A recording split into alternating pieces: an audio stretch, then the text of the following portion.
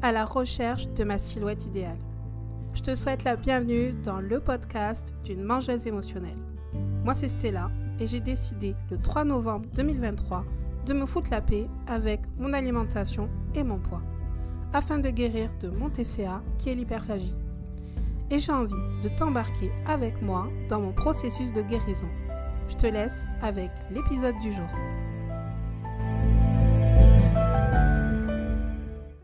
Bienvenue à toi dans l'épisode 26 de mon podcast. Je me suis rendu compte il y a quelques semaines que mon obsession alimentaire prenait beaucoup moins de place dans ma tête. Avant, je pensais à la nourriture H24. Comment perdre du poids? C'était mes seules pensées que j'avais dans ma tête. Principalement. Après, oui, il y avait des choses de la vie courante, mais je dirais qu'à 80%, mon cerveau pensait uniquement bouffe, chiffres, donc bouffe, c'est-à-dire qu'est-ce que je vais manger, et chiffres, est-ce que je vais perdre du poids ou est-ce que je vais prendre du poids. Et il y a quelques semaines, je me suis rendu compte que je pensais à autre chose. Je pensais à des choses plutôt très agréables, du genre des projets, des choses que j'ai envie d'avoir, des choses que j'ai envie de faire. Comme par exemple, j'ai envie d'acheter une maison. J'ai envie de construire ma maison. Et pour dire, j'ai même envie de créer les plans de ma maison. C'est pas que j'ai envie, c'est que j'ai déjà fait. J'ai déjà fait une partie de ma maison idéale. Alors qu'avant, je n'avais pas ce genre de pensée. Je pense aussi à des projets. Je pense aussi à changer de travail. D'ailleurs, ça va être un sujet que je vais te parler, je pense, la semaine prochaine. De mon travail parce que je vais reprendre le travail et je suis extrêmement stressée. Donc, je vais t'en parler prochainement. Peut-être la semaine prochaine. On ne sait pas. Tu verras bien. Et du coup, pour en revenir au sujet, je pense à plein de choses. Mais je ne pense plus à la nourriture et je pense plus à mon poids. Et ça fait tellement du bien. Je me sens tellement légère par rapport à ces pensées négatives.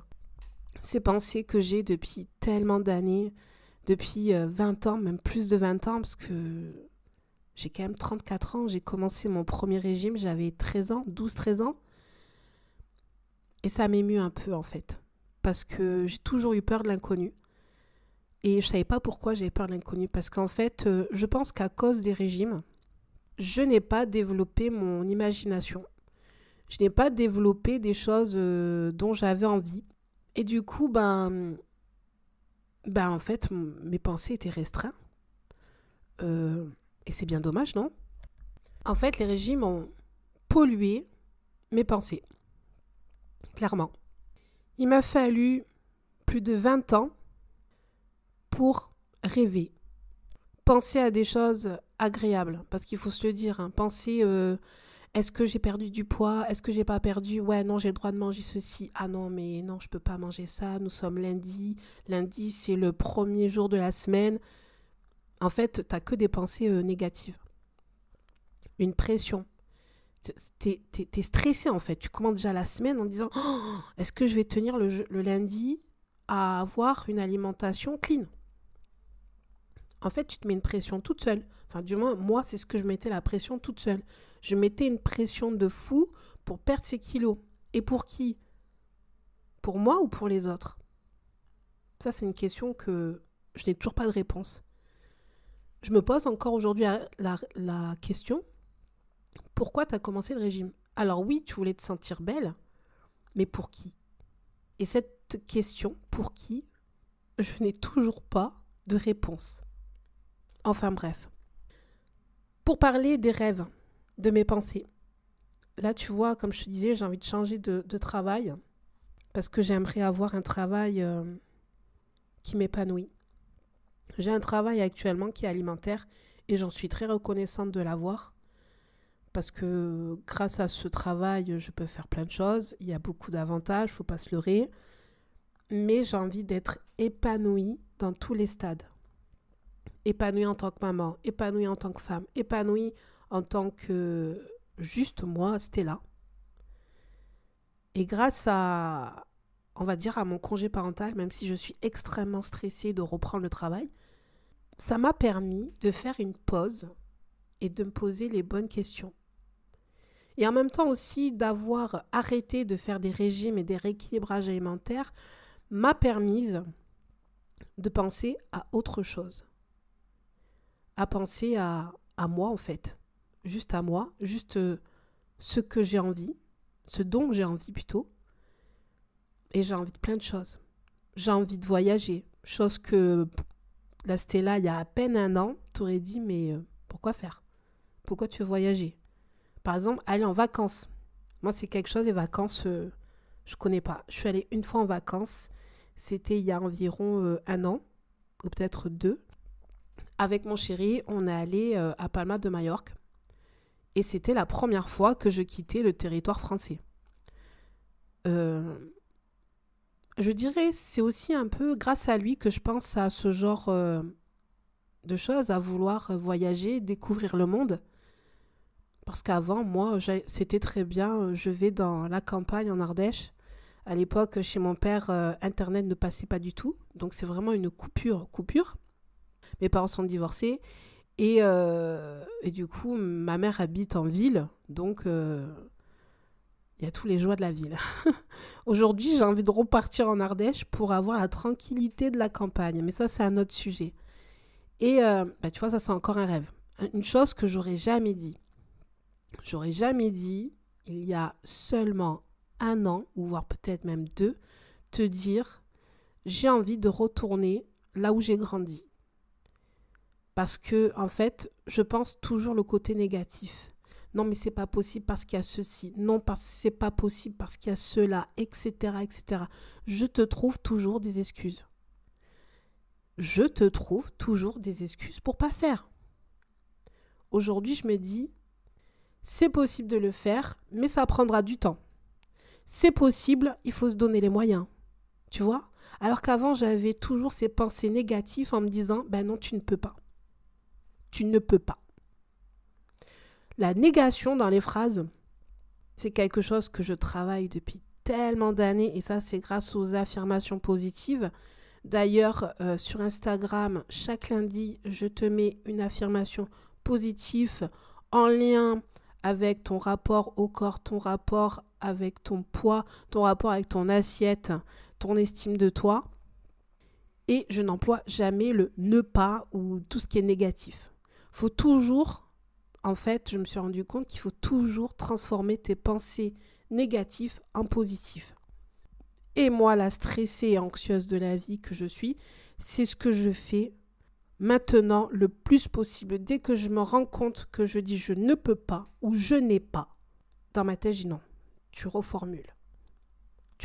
Par exemple, c'est vrai que je le dis souvent, je ne peux pas me faire accompagner. C'est vrai que je devrais dire plutôt, pour l'instant, je me coche toute seule. L'opportunité viendra pour me faire accompagner. Tu vois, là, cette phrase-là, elle est mieux parce qu'il n'y a pas le ne pas. Mais c'est vrai que quand on dit je ne peux pas, direct, on comprend en fait. Que là, je t'ai joliment dit que ce n'était pas possible.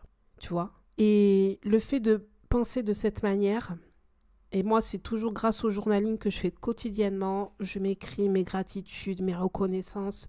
Je m'écris toujours une affirmation positive. Alors, mon affirmation positive est plutôt un mantra parce que j'écris des fois pendant toute la semaine la même phrase parce que j'en ai besoin.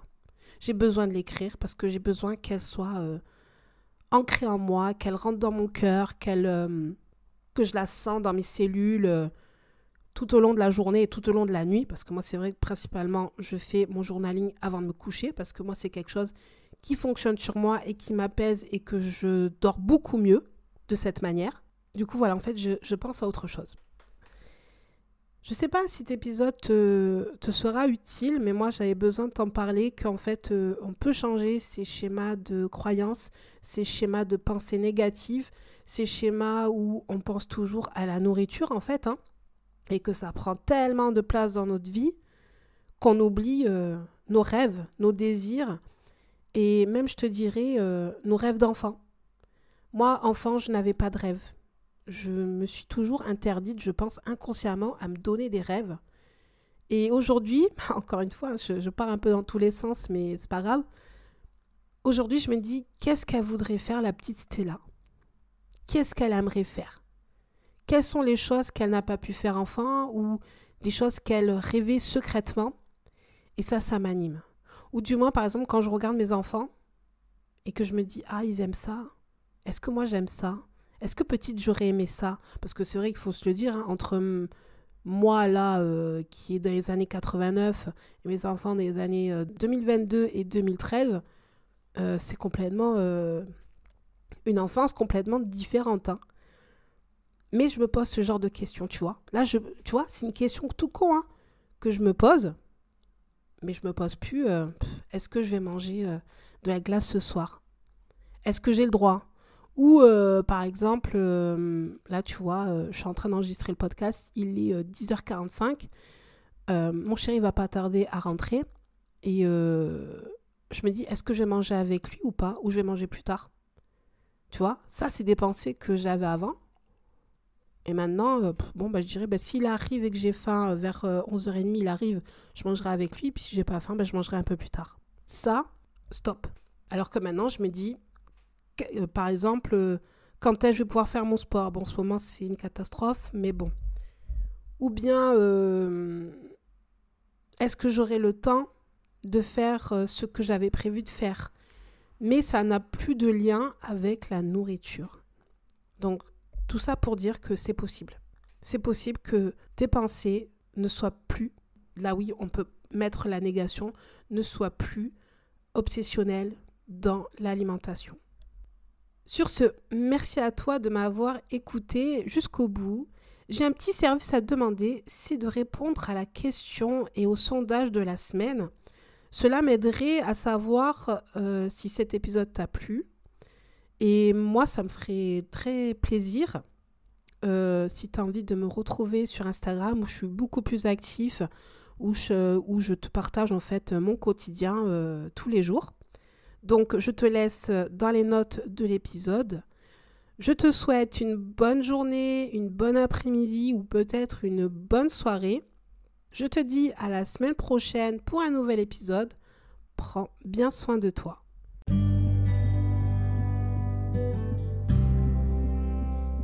Merci à toi de m'avoir écouté jusqu'au bout. Sache que de parler de mon hyperphagie me fait extrêmement du bien. N'hésite pas à noter le podcast et à partager l'épisode si celui-ci t'a plu, afin de le faire connaître à des personnes tout comme moi ou peut-être comme toi qui mangent ses émotions.